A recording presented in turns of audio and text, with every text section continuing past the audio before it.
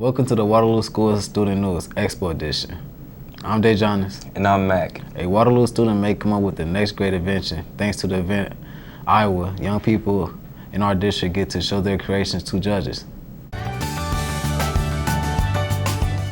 These students have been studying all about inventions, the creativity, the problem-solving part of it, and today it's culminated with the Invent Iowa Regional Tournament.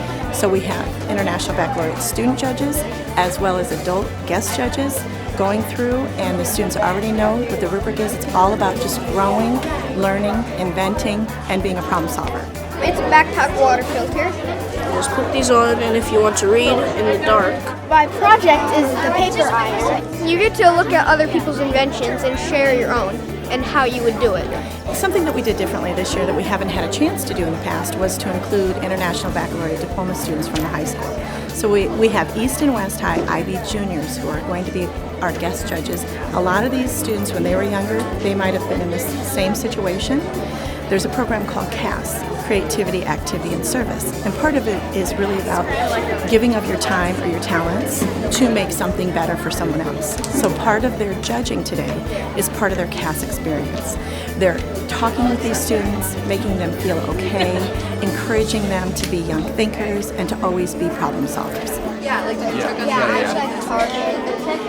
I want them to learn that it's all about growing. I want them to be inventive. I want them to be creative thinkers. We want them to continue to challenge themselves and solve problems along the way. We want them to realize this whole idea is just about growing as you think and to not give up on being inventive.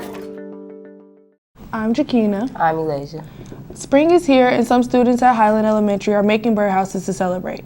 Check out their art club project.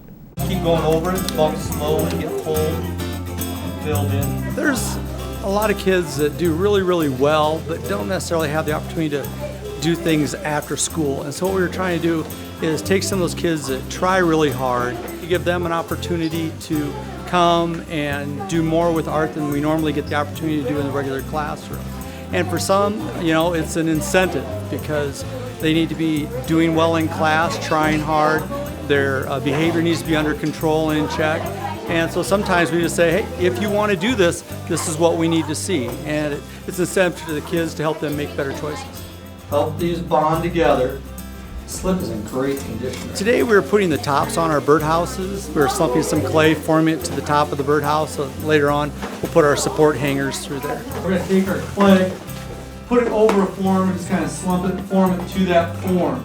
Ms. Taylor worked really hard in finding some different grant opportunities for us to help fund this. And then we sat down together and talked about how we could meet the grants conditions and still meet the learning conditions and needs of our students. And she got the grants sent in, and we've been lucky enough to get 2 grants, and we're looking at seeing what we can do for next year. They're very engaged and excited about it. They tell me when they come into school, today is art club day in case I might have forgotten. I'm Dejonis. And I'm Mac. Our youngest students in the district are learning in unique ways. Let's visit our preschools to see how they're doing. In Waterloo School's pre-K programs, we emphasize the whole child and we put a strong focus on pre-academic skills, which include pre-literacy, emergent writing, math, and science. Here are some examples at Elk Run Preschool in the Gardening and Kittrell Early Childhood Center, Children Learning Through Guided Play, which is a very intentional time for the young learner. It's at that time that they develop so much of their rich oral language, of their vocabulary. Teachers get right in there and engage with them to ask them those scaffolding questions, those higher order questions, get them thinking about what it is they're learning. What does it eat? It eats They're wired to learn through inquiry. They need to have that hands-on approach to everything they do. The world around us is so fast and growing at such a fast rate, shall I say. And so the sooner we can introduce children to the academic world, the better, and prepare them for lifelong learning and success. I'm Elijah. And I'm Jakina. Para-educators make such a difference for our students, especially those with special needs. Here's one student's story. Good job. I'm going to place some notes that are down low. Michael is a second grade child. He has autism and he is nonverbal, but we find lots of different ways to communicate.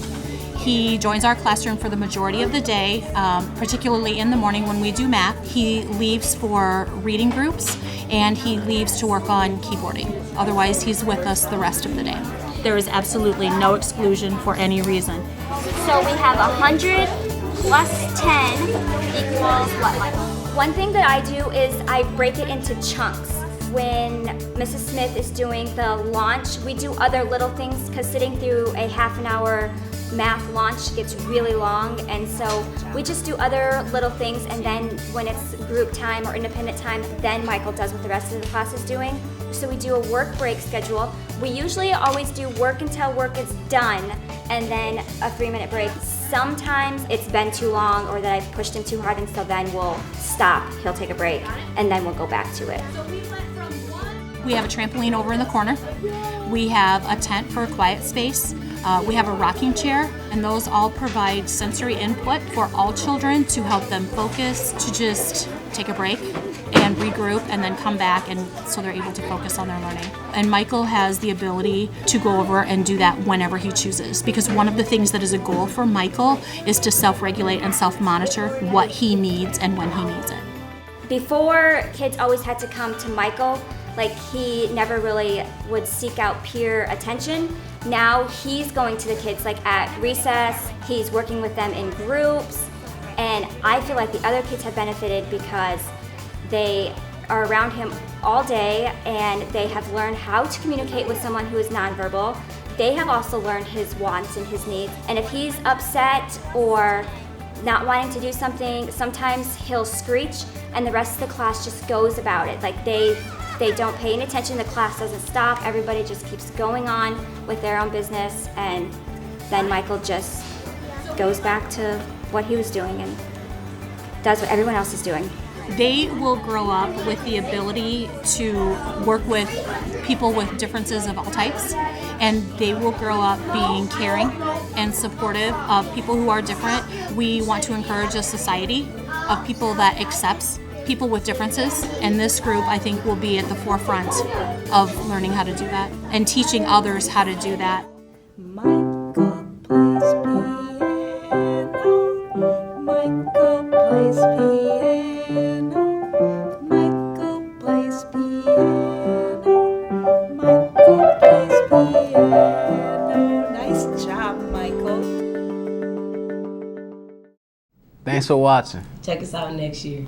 Go Expo!